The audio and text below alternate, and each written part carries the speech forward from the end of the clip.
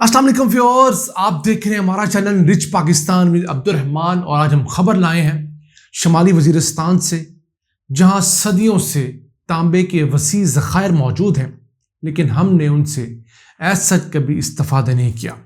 पहला इस्तेफादा हमने सन 2019 में करना शुरू किया और अब एक और साइट के ऊपर 1500 एकड़ पर एक्सपोर्ट प्रोसेसिंग जोन बनाने का फैसला किया गया है। इस जोन के अंदर वहां से रोजाना 11,000 टन कॉपर ओर लिया जाएगा, उसे माइन करने के बाद प्रोसेस किया जाएगा और फिर यहां से एक्सपोर्ट किया जाएगा। कहा जाता है कि सिर्फ नॉर्थ वजीरिस्तान के अंदर 35 मिलियन टन से 125 मिलियन टन तक कॉपर के ज़खायर हैं।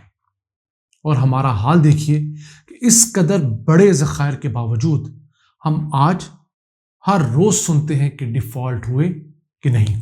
क्यों? हमने अपनी आदत ठीक नहीं की, हमने खर्चे ज्यादा रखे, आमदन कम कमाई, और उसी का खमियाजा आज हम भुगत रहे हैं जब डॉलर ओपन मार्केट में 300 रुपए का हो गया है। हमारी हुकूमतें सिर्फ इलेक्शन जीतने के लिए जोर लगाती रहीं, कभी भी मुल्क में एक्सपोर्ट्स को बढ़ाने के ऊपर इमरान खान या कुछ 2-3 अदवार के अलावा फोकस नहीं किया गया।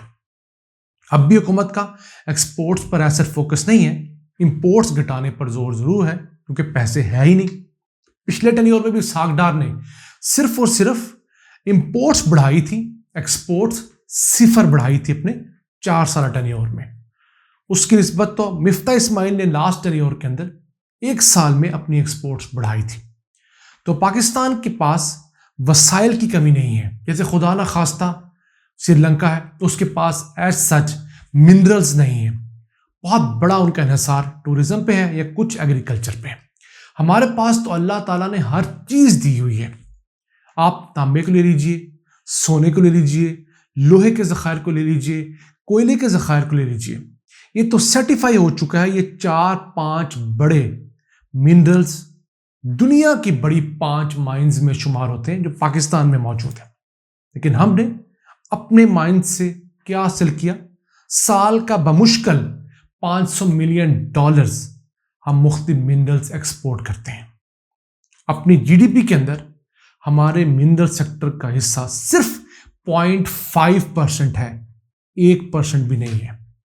और हमारी टोटल एक्सपोर्ट्स में जो मिनरल का हिस्सा है वो मुश्किल 1% है, जिसको कम से कम हमारे पास मौजूद ज़खायर के हिसाब से 10% होना चाहिए। ऐसे ही तो हमें दुनिया भर में जूते नहीं पड़ रहे, बिल्कुल ठीक है। और आज अगर हमें कोई कर्ज और इमदाद नहीं दे रहा तो हमारे तमाम दोस्त ममालिक और IMF का ये मुत्तफिका फैसला है कि इस कौम ने वैसे नहीं सुधरना जब तक इसको मजबूर करके अपने अंदर रिफॉर्म्स की तरफ ना लाया जाए। अब IMF जो हमें कह रहा है, सऊदीया, UAE, चाइना हमें जो काम करने का कह रहा है वो हमें खुद करने चाहिए थे।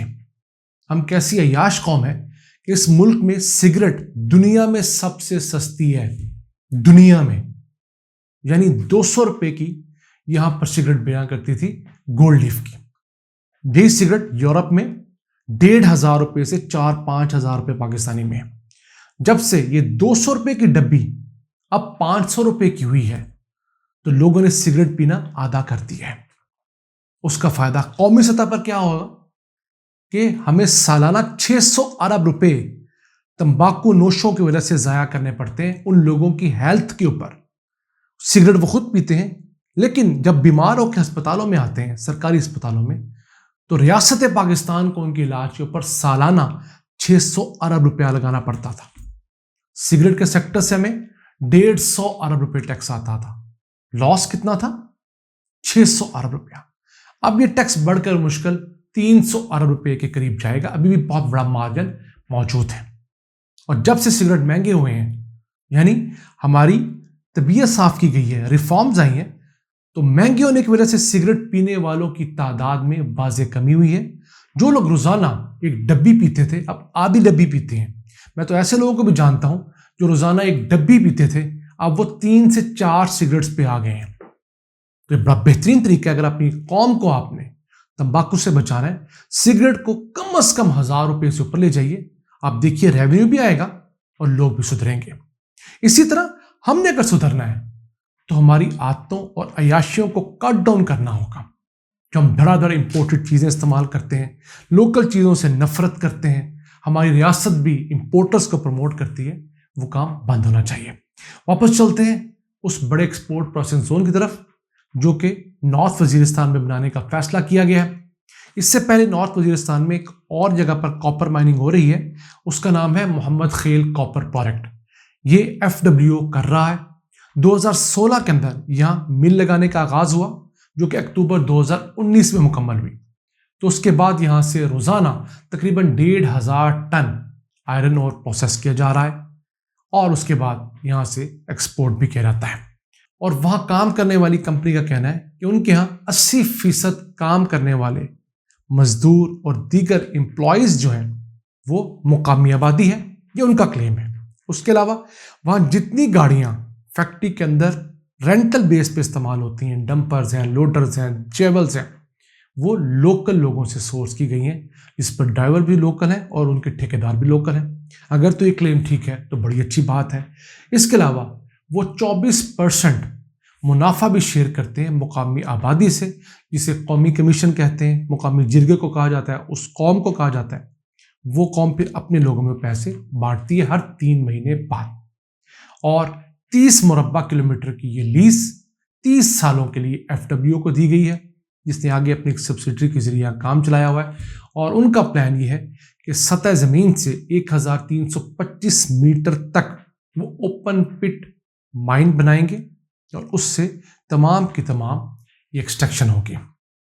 تو امید کرتے ہیں کہ اب مزید کمپنیاں آگے آئیں گی، کیونکہ پاکستان کے اندر جو میگمیٹک آرک ہے، ایک ایسی آرک جس کے اندر لوہا، سونا، تانبا اور دیگر میٹلز کے ڈپازٹ موجود ہیں، وہ گلگت بلتستان سے شروع ہوتی ہے، نارتھ وزیرستان میں بھی وہ ہے، کچھ آزاد کشمیر کے اندر بھی مختلف میٹلز پائے جاتے ہیں، اور آل دا وے وہ چاغی اور ریکوڈک کے مقام تک جاتی ہے.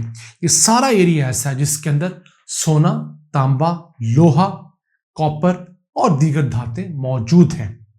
اب ہم کتنی جلدی ان سے استفادہ کرتے ہیں یہ ہم پر منحصر ہے، اور ہم اس استفادے کے ذریعے اپنی قوم کو کس حد تک اور کتنی جلدی بھیک مانگنے سے، امداد مانگنے سے، قرضے مانگنے سے نجات دلوا سکتے ہیں، یہ $1 ٹریلین کویسچن ہے.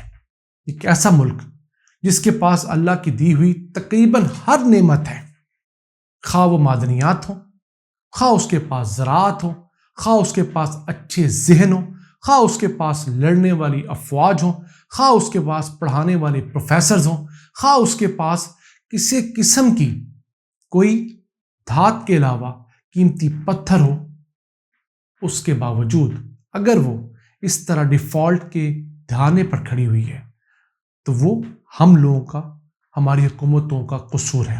ورنہ یہ پاکستان حقیقتاً ایک رچ پاکستان ہے. ہم نے اپنی کرتوتوں سے اس رچ پاکستان کو غریب بنایا ہوا ہے. ہم اللہ سے دعا گو ہے کہ وہ ایسے حکمران نصیب کرے کہ جو اس ملک کو، اس کے پوٹینشل کو صحیح طریقے سے یوٹیلائز کریں. اگلے الیکشنز اگلے 1.5-2 مہینے میں ہو جائیں تاکہ ملک کے اندر سیاسی استحکام آئے اور پاکستان دوبارہ ترقی کے سفر پہ رواں دواں ہو. ان الفاظ کے ساتھ اپنے میزبان عبد الرحمان کو اجازت دیجیے. اللہ نے کے بعد.